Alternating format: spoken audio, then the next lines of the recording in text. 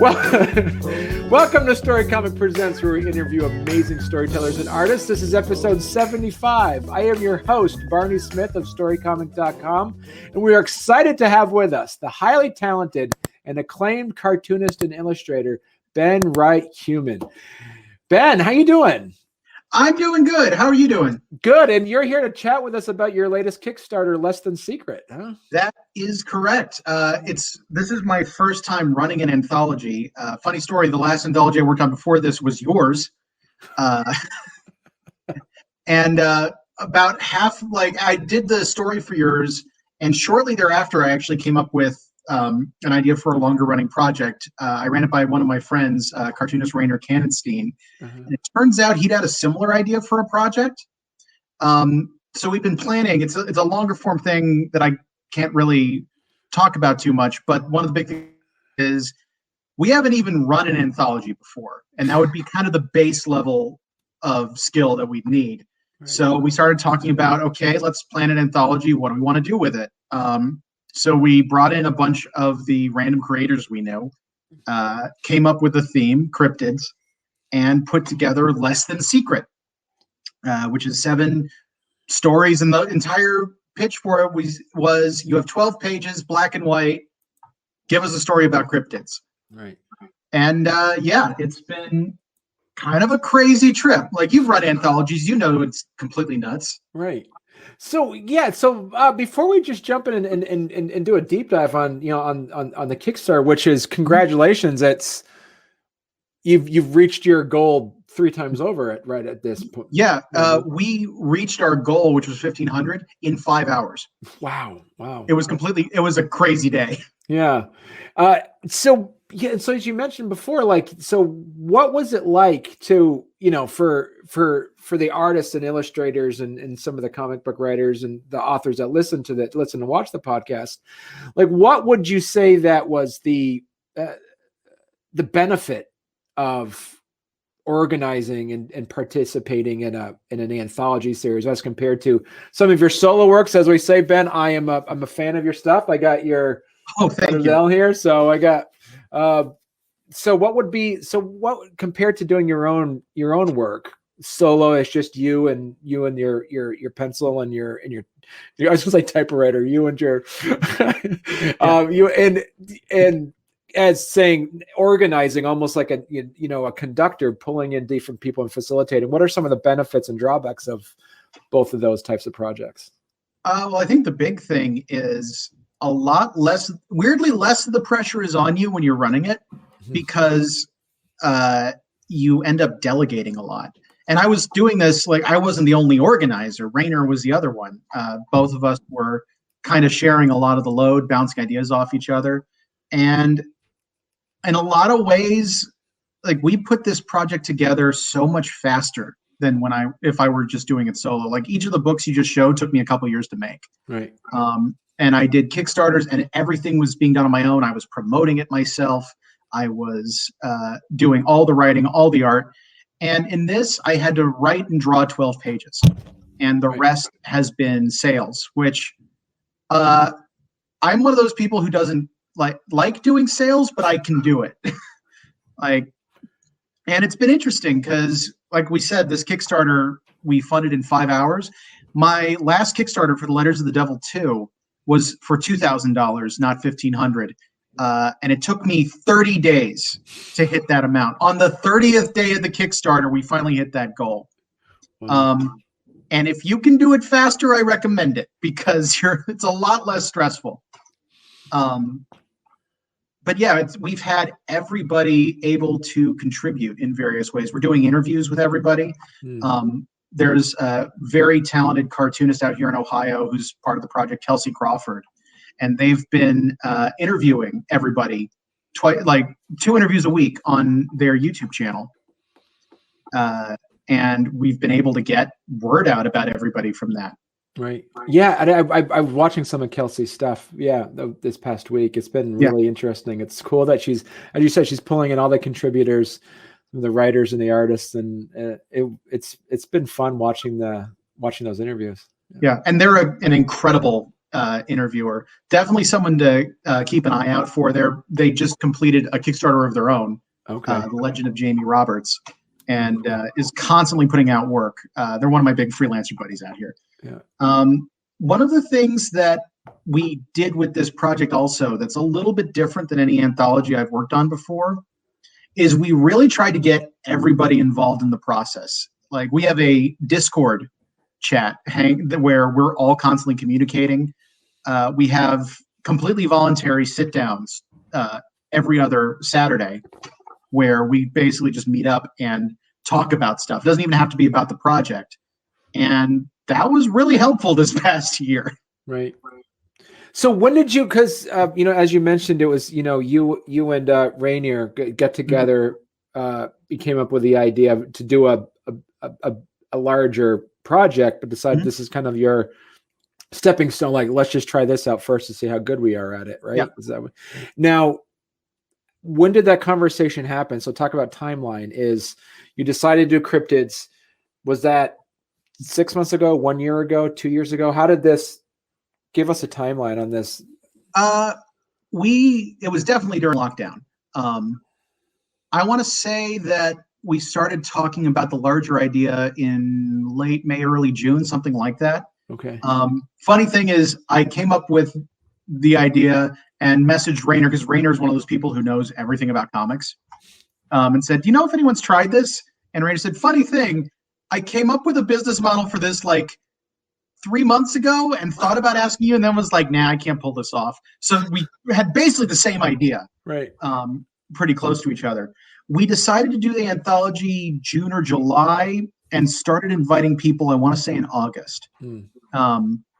We were kind of cautious with a lot of it. A couple of the people who were involved in this project that we brought on early, part of the reason we brought them on early is they have experience with anthologies and with Kickstarters. Right. So we wanted to talk to them and say, what are we doing? What do we need to do this right? Right. One thing that I learned and ended up being very true, and I thought it was kind of funny. One of the first people we brought on was Angela Boyle, who's actually getting interviewed this Saturday.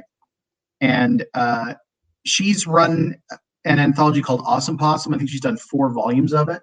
Wow. And one of the first things she told me is, when you guys set deadlines, be aware that those deadlines are going to get missed. Like, a lot of people are not going to make their deadlines. And what was crazy about it, like we were thinking, okay, we're going to give 12 pages each. We're giving people 3 months. We should be able to get most of the people to get stuff in. And I think 2 stories were completed on time, and neither Rainer's nor mine were among them. Like, even the people running the project couldn't stay on time. Yeah. And this was a crazy year. It happens, but it was just kind of funny because one of the best pieces of advice we got was be ready for deadlines to be missed. So, and I know when we worked at, you had a really good contract written up. You're like, boom, boom, boom, this and this and this, and then like, here's an addendum, we'll throw that in there. At what point, like, if you're facilitating that, and did you have contracts in place for all your contributors? I will start by saying this: if you run an anthology, have a good contract in place at the beginning. We got the contract to them right before the Kickstarter started. We were way behind on that. That is very bad. Don't do that. But yeah, that's one of those things where we were like trying to figure out how to write a contract. The contract I forget again. Do we use my contract or do we use? Oh yeah, we used my contract for part of it, right, because I was doing some extra freelance thing. That's specifically like a work for hire contract that I put together. That's really easy to format for a lot of stuff. It's a little weird setting it up for an anthology. So what we ended up doing was, again, Angela sent us the contract for Awesome Possum, and we figured out how to adapt that. But yeah, we got that out way late. And if it weren't for the fact that I was working with people that reasonably trusted us, because we pretty much knew everybody,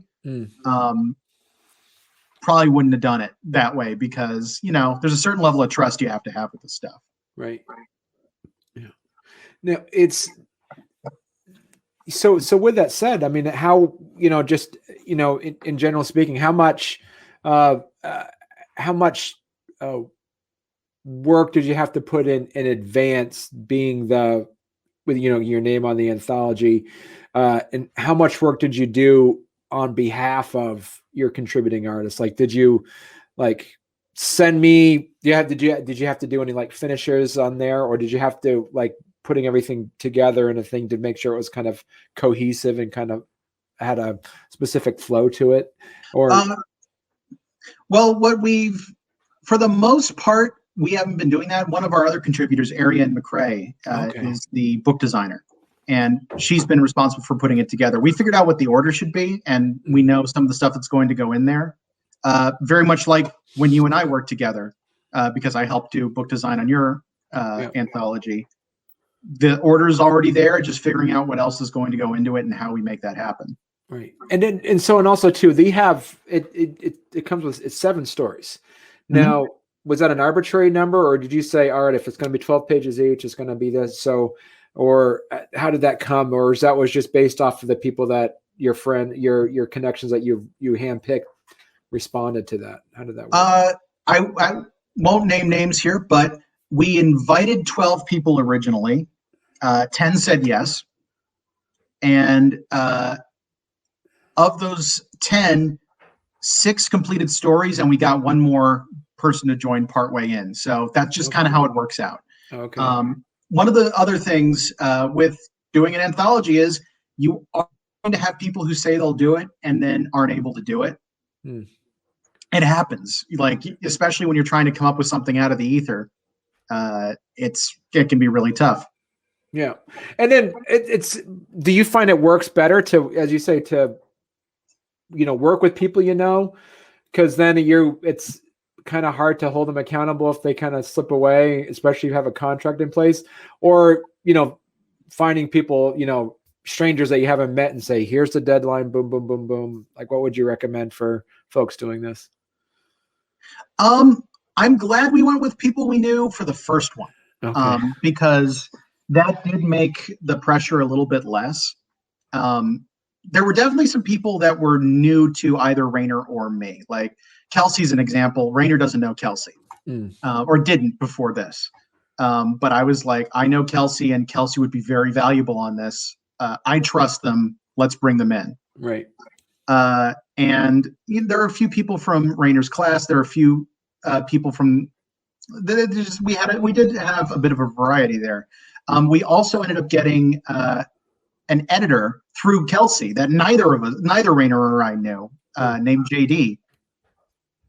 And that's another thing I'd recommend for people doing an anthology. Have someone separate do the editing, because it saves you a lot of headache. And then we also have one story by Ian Klesch and Andrew Small. Those are just friends of mine from out here. And they were actually interesting because they'd never done a published work before.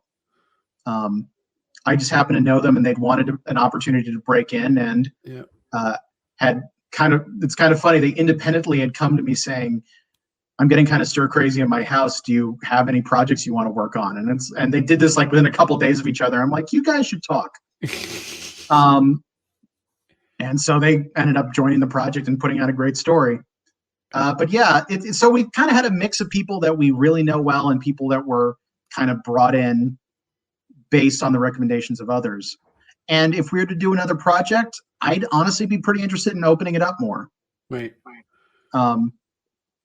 It's tough because I also want to work with everybody on this project again, but I also think it'd be cool to bring in fresh blood. So do you see, because of the success of the Kickstarter, do you see that you're going to do like a part 2 to this, or is there going to be like something with maybe aquatic creatures, or doing something where like a theme, a running theme, or just sticking with just cryptids in general? We're 100% going to do more anthologies. I don't know about subject matter. Rainer and I have talked about it a little bit. The main thing is we've really had a great time doing this, so we want to do more of them. But what the actual subject's going to be is going to be a little bit open. Part of the thing with cryptid is Rainer and I didn't pick that. we brought it up with the group, like, what do you guys want to do? And someone said cryptids, and everyone got excited. So we went with cryptids. We were kind of more the formatting restrictions than anything else, because we wanted to see how doing these particular format rules would work. Okay. And what were the format restrictions that you put in place?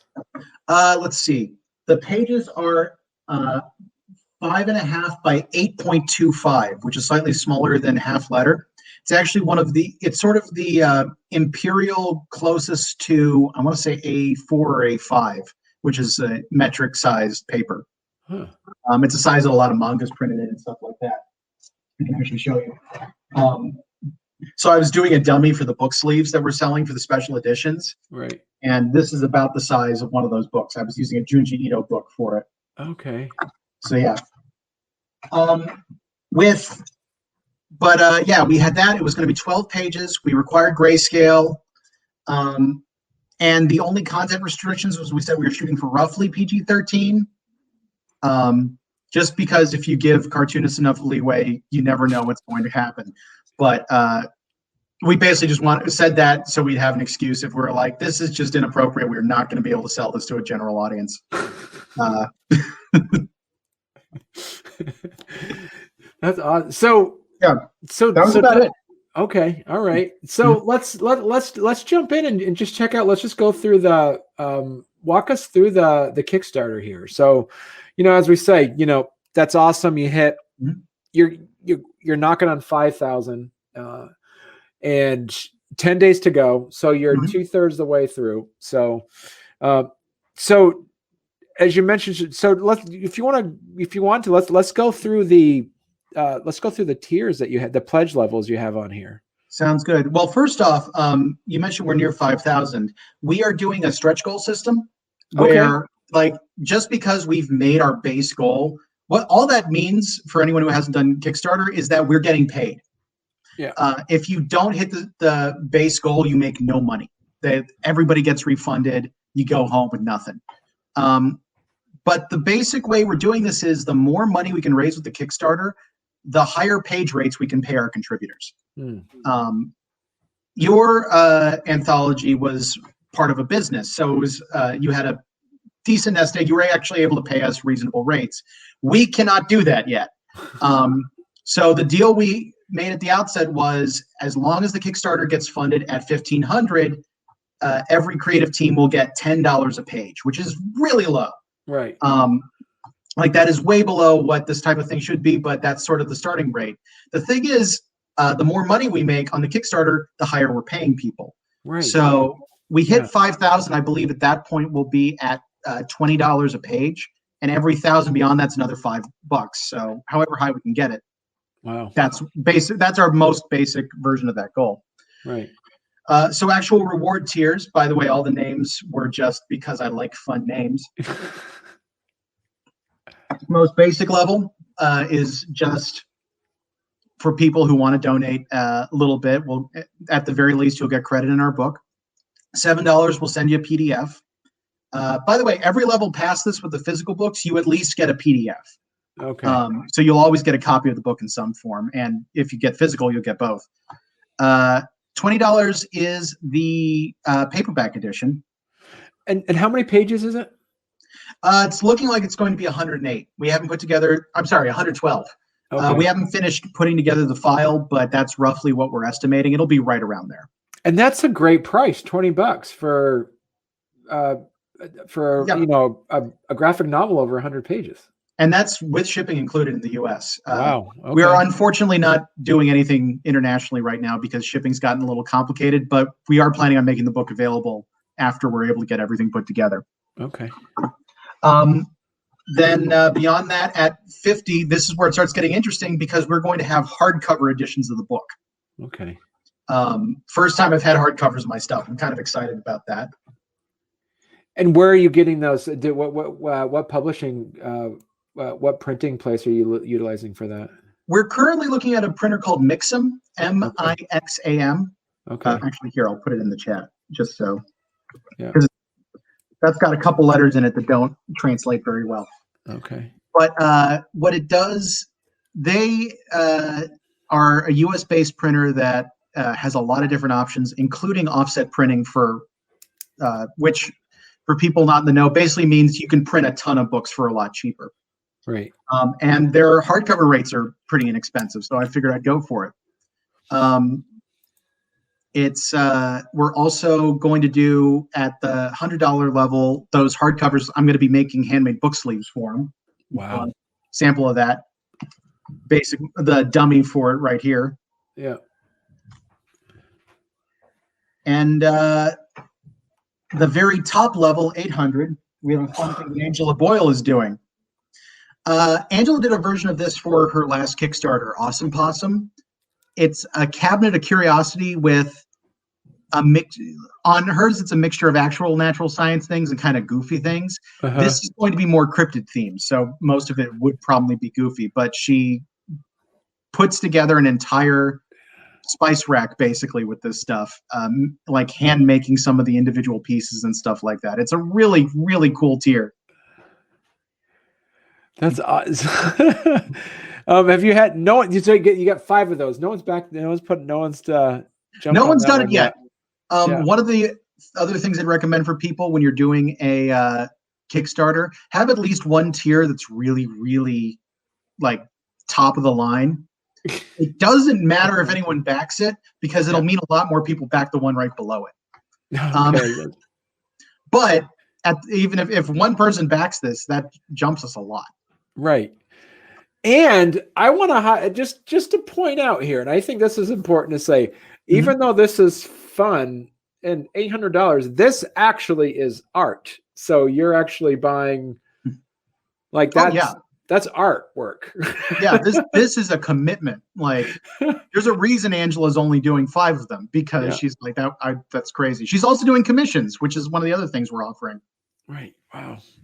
Cool. So yeah, let's look at that. Yeah. So these are the add-ons, and talk to us a bit about like, was this something that was just kind of you and Rainer kind of decided on, or is this something that you had the entire group kind of like democratizing the idea of what the add-ons would be? The entire group was involved in this. Okay. Rainer and I ended up having final say, but it's one of those things where, and also like pricing, that's one of the things that was coming up because, or we were talking about all the tiers and trying to figure out what would work and what wouldn't. Book plate stickers, that came from other people. I actually wasn't familiar with book plate stickers particularly because it's not something I typically get on Kickstarters myself, but we had a team of people. So we actually had other people telling me when I'm wrong, which is great. So what is a book plate? I'm not familiar with that either. So there are a couple different versions. That's part of where it got confusing. A lot of Kickstarters use it just to say it's a sticker that goes in the front of the book that has an illustration on it that one of the artists made. But traditionally, it's one of those stickers that you put in to write in like property of blank and that kind of thing. And so what we're kind of shooting for, like we're still figuring out a little bit if we're going to have them. What we're kind of thinking about doing is having some that are either way, and then you can actually pick. Right. But we have already, actually, here, I can share a screen on this. I can show one that I designed. Okay. Actually did this on a live stream the other day on my channel.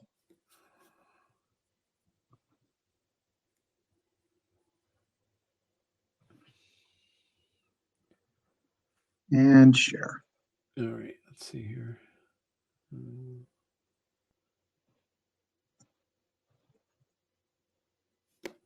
There it is. All right, here we go. Oh wow. Okay.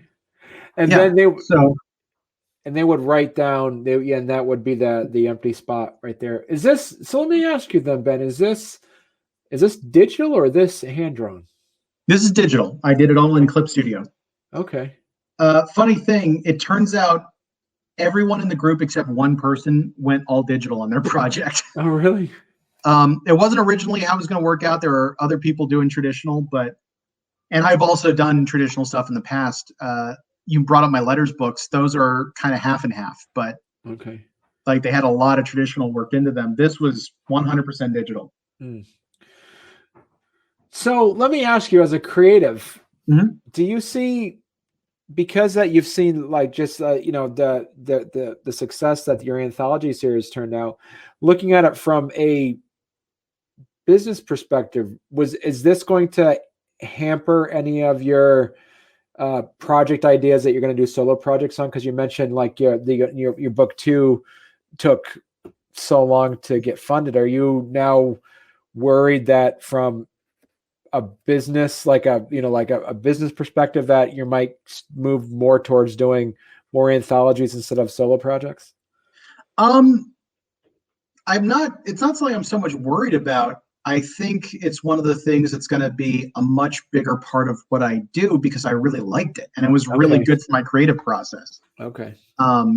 Because honestly, like I've been periodically trying to write the next letters book, and I've been having a lot of trouble really getting that started. Part of it was last year was nuts. Yeah. And it was really hard to get your head around anything other than that. I was able to keep my webcomic going, but that's because I had a deadline that I was kind of obligated for every week, and that really helped me stay on task. Plus, I really like that webcomic. But I found this project so ridiculously rewarding. I still do. Like, it's still going on. It's going to keep going on until we actually print it and start selling it, outside of the Kickstarter.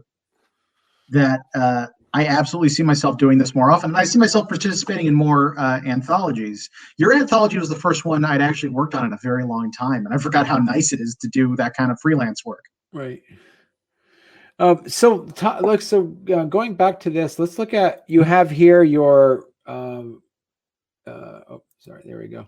Your reward tiers. So, so these are this. So for $30, the physical commission, you would do a physical commission here. That's right. We have 3 people doing physical commissions. Okay. With the commissions, we kind of split in a weird way. Okay. Because some people were working physical and some people were working traditional. And we were also experimenting with the add-on system, which is brand new to Kickstarter. None of us had worked on it. Right.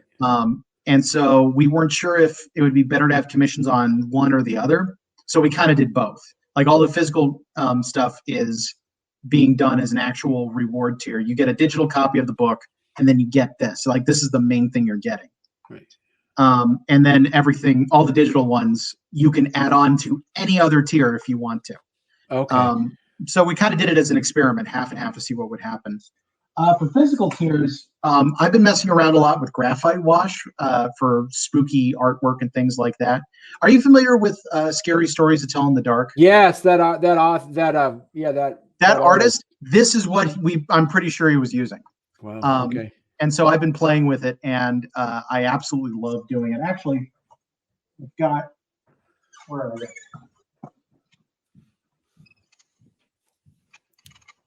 A couple illustrations I recently did for another live stream.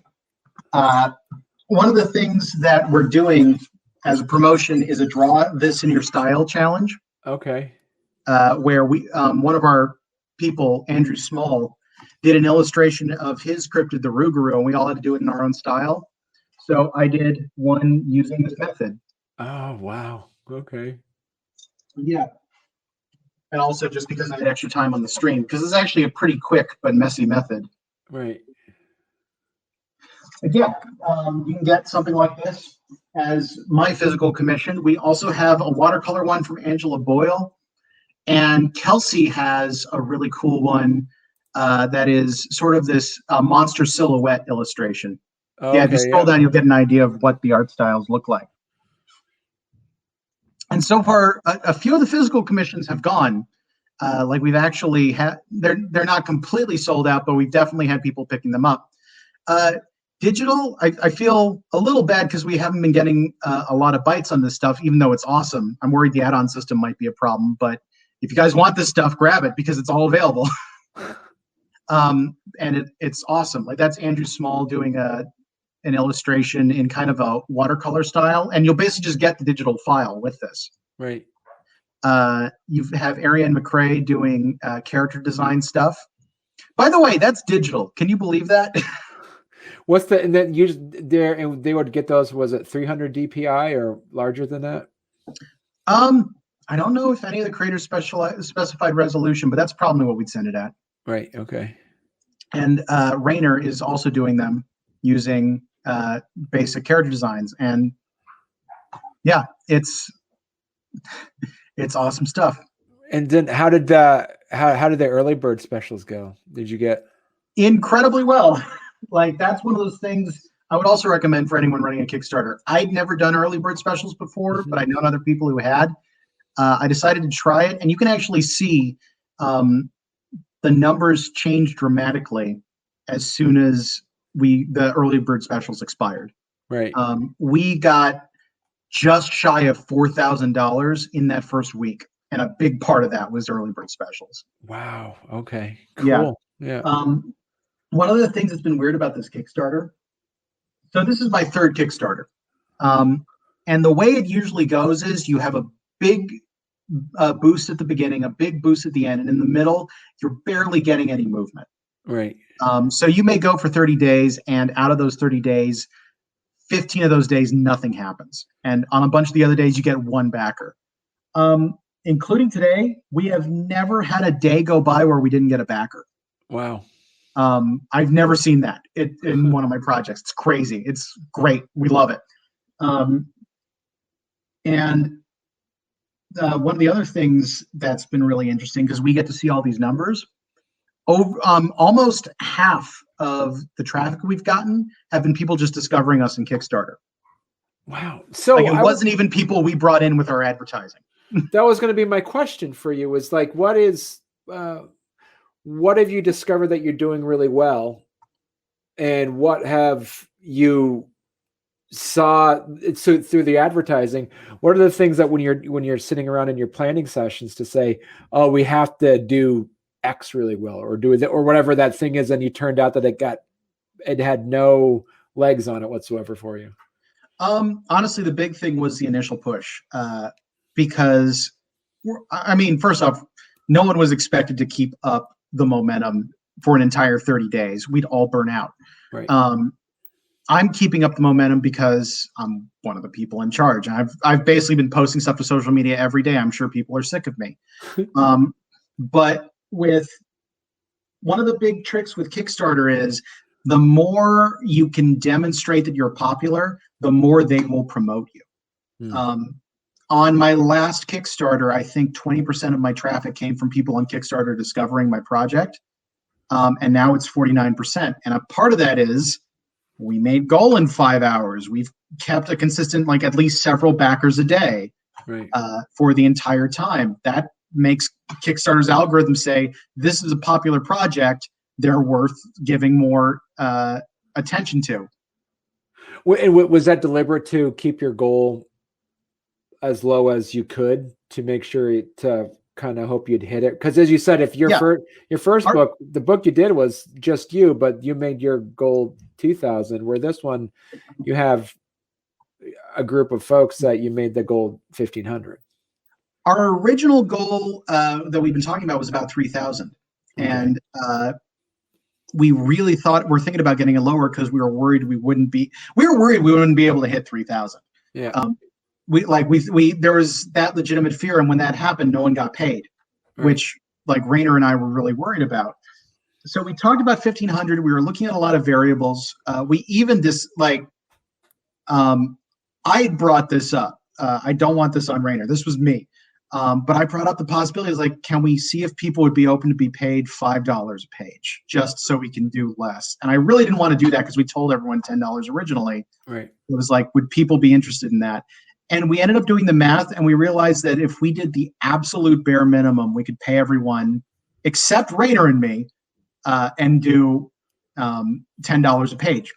Right. And, like, still do the base page rate that we'd promised.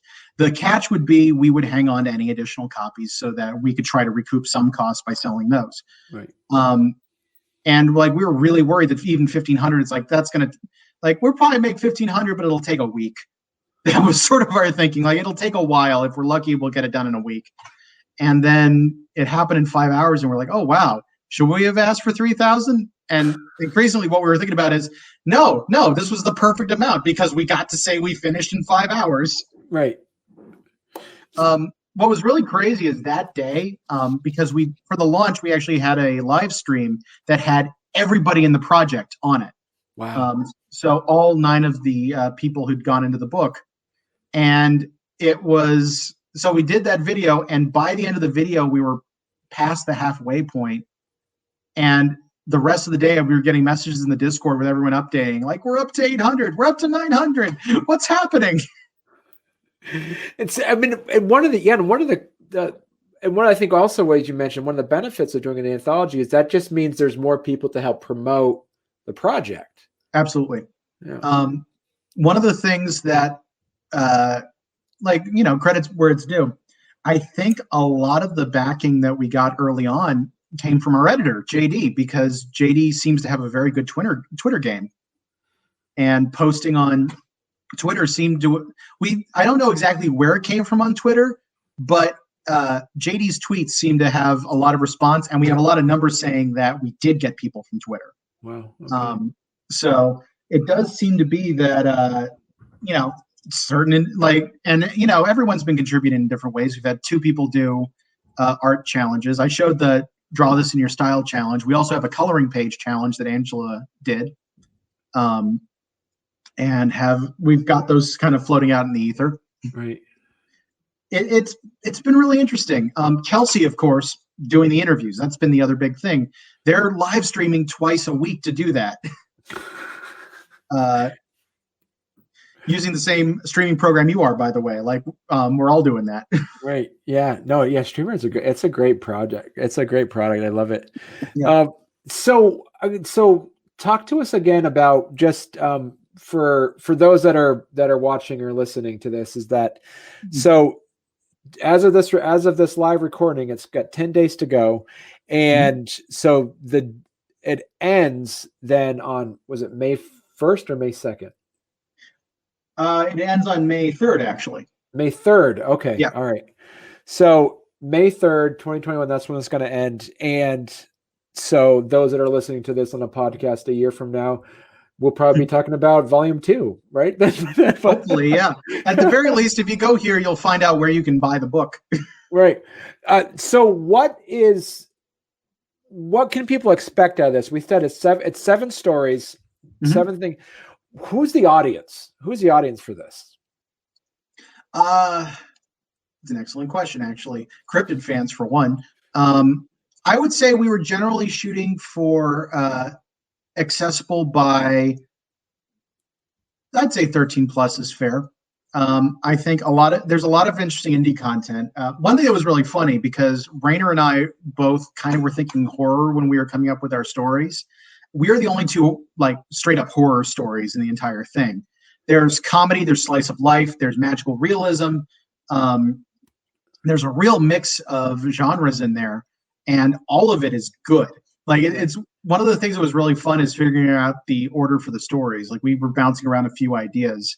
But it's like we start with the magical realism story that Kelsey did, because it was sort of the best setting expectations thing that this could be anything in some ways. Okay.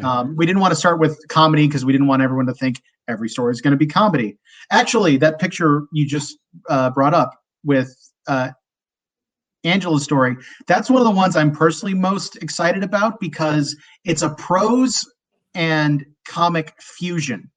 I'm trying to remember the name of the artist that she referenced for it, because there's another cartoonist that does this kind of thing. And she was like, I really want to do a story in this style. But yeah, she did a mystery set in the German woods featuring these characters, and it's got a mix of prose and comics. That's something to check out, Kelsey's interview with Angela when it happens this Saturday. But I'm sure she'll mention the artist at that point. But it's just such an interesting idea. That's from the first story, the next image. That's Kelsey's magical realism thing with the Mothman. A Day in the Life of Mothman. That's pretty cool. It's a good title. Yeah. There's actually a great little moment in there that I originally thought was a mistake, and I talked to Kelsey, and they were like, "Nope, that's exactly what I meant to have happen." And I'm like, "That's awesome." But yeah, they have the title as the billboard on the first page, that has a picture of the Mothman on it. And later in, you see the billboard again and the Mothman's gone.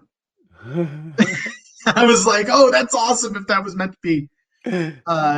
Yeah, here is actually the last story in there, Emo's Christmas by Jess Johnson, who got interviewed today on Kelsey's channel. Okay. And this is fun because it's basically a typical New Jersey family where the weird aunt for Christmas brings home her new boyfriend, the Jersey Devil. It's a really fun, funny, and kind of heartwarming story. It's a lot of fun. We put it at the end because it kind of was the perfect way to wrap up everything. Okay. This is Raiders with the Dover Demon. Very much, if you're into EC Comics style horror, that's kind of the feel you get out of this one. If you're not familiar, that's Tales of the Crypt and things like that. Right.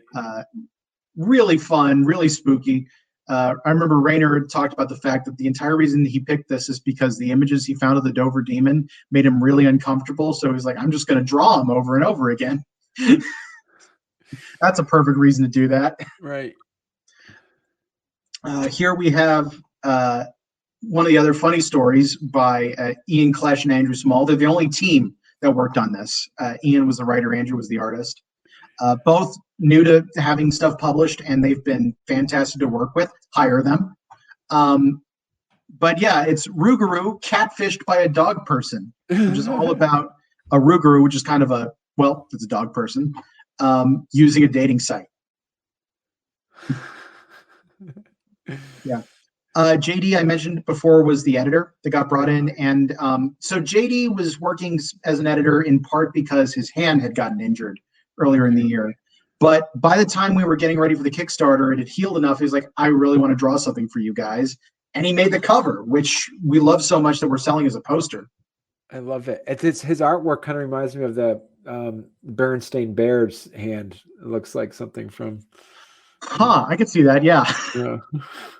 Yeah. As soon as he started sending us proofs of that, we're like, this is awesome. That is a great cover. Yeah. Yeah. This is one of the other comedy stories by Ariane McRae, featuring the Fresno Nightcrawler. And the whole idea is, how can you be scary when all you are is a ball with legs? Right. And then, of course, and then yours. Oh, then there's mine. Yeah. Yeah. One of the advantage of having a W as the first letter in your last name is you're usually the last but not least. Yeah. But yeah, I went for fantasy Western because why not? Right. And I'm focusing on the Chupacabra, kind of a story of sort of the classic prairie family trying to survive an attack by coyotes, except instead of coyotes, it's chupacabras, and the protagonists are an elf and an orc and their kid.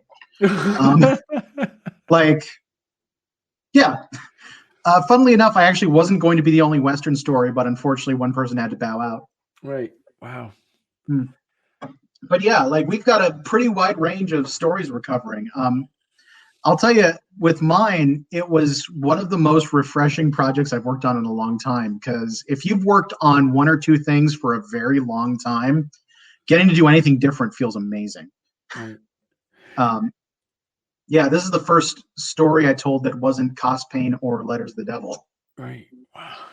I mean, so those that are into the horror cryptid genre, this is a perfect thing to get. If you have friends and family this is being released. So around holidays, they could the physical rewards would be around the holiday time, or we're shooting to have the date we put down was August for having the physical copy sent out to people. Right.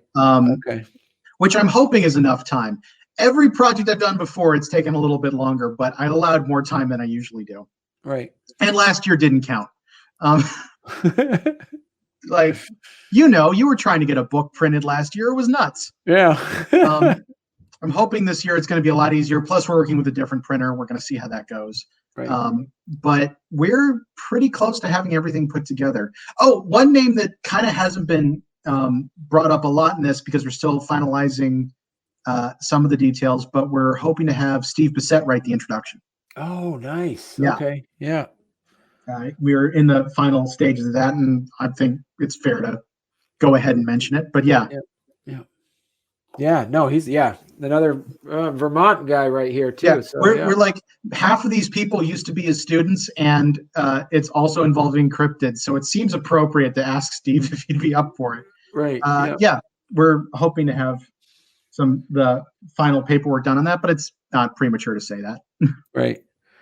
That's awesome. So this is great. So congratulations, Ben, and your team. I think you all have put together an amazing anthology. Really excited to see what happens next. So as you said, and everybody, the excitement on there. It seems as though people are excited to do this again. Like the momentum it's still moving forward. Yeah, at least a few of the people have said that they're doing the thing where they're refreshing the Kickstarter page every couple of hours. Mm-hmm. And I basically told them, don't do that. Only I need to be doing that. But yeah, like a few people are like, this is so exciting. Is it always this exciting? And I'm like, kind of. It's usually more stressful than it has been this time. Right. Yeah. Like it's funny because I always assumed that if I had a Kickstarter that got back this quickly, I'd completely relax. And instead, I'm like, let's see how much higher we can get this. Yeah. But yeah, there's been a lot of energy with it. There's been a lot of people volunteering to do extra stuff, right? Which has been exciting. And yeah. So, was there a reason why kind of I don't want to call them the A-list cryptids, like there's no Bigfoot, there's no Loch Ness monster. Was that deliberate? It's looking for like some of the more obscure cryptids to write about? It was a little bit of a mix. I think we actually did have someone lined up to do Bigfoot. That is one of the people who dropped out. But one of actually in the Fresno Nightcrawler story by Ariane, she features a couple extra of the big cryptids, just so they're acknowledged. Like Bigfoot makes an appearance, Nessie does.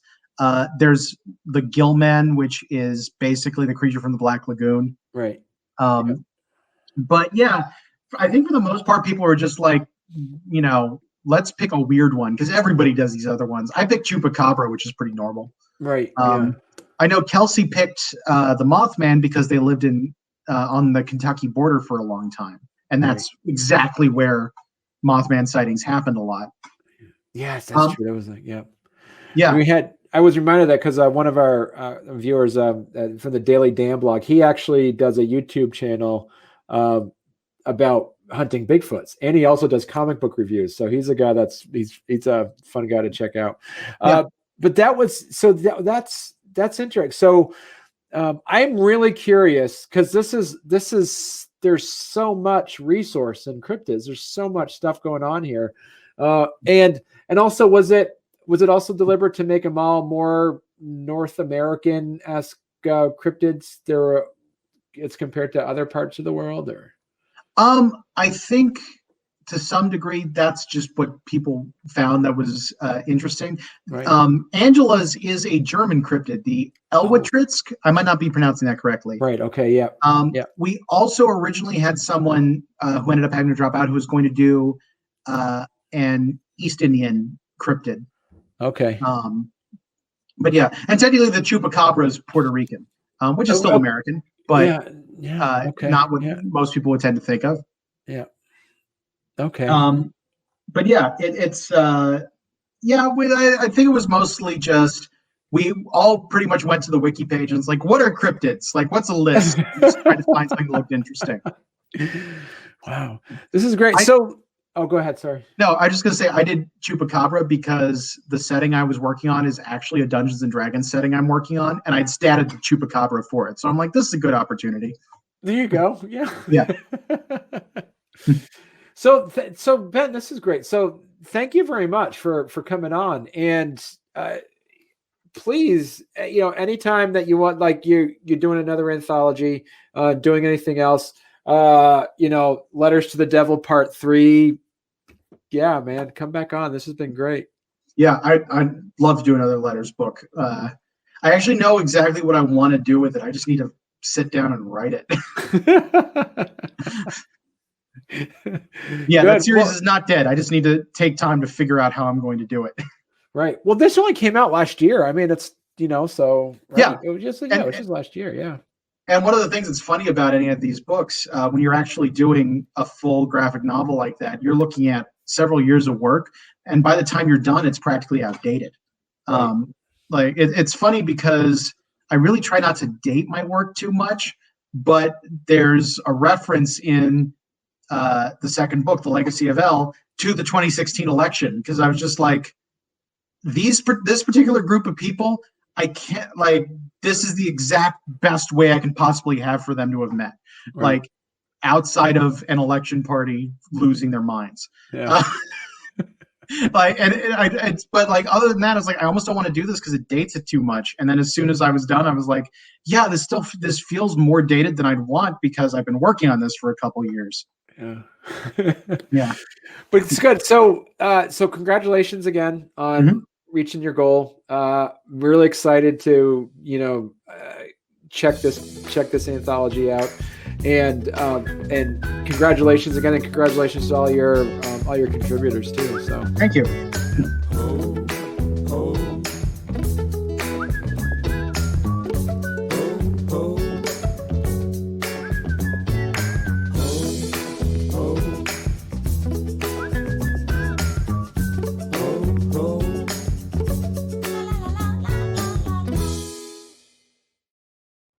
yeah, then I don't know if I told, but I love your Instagram site with your cospain.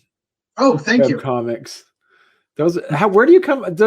Are you looking forward to conventions again when they pop back up? Yes, I am.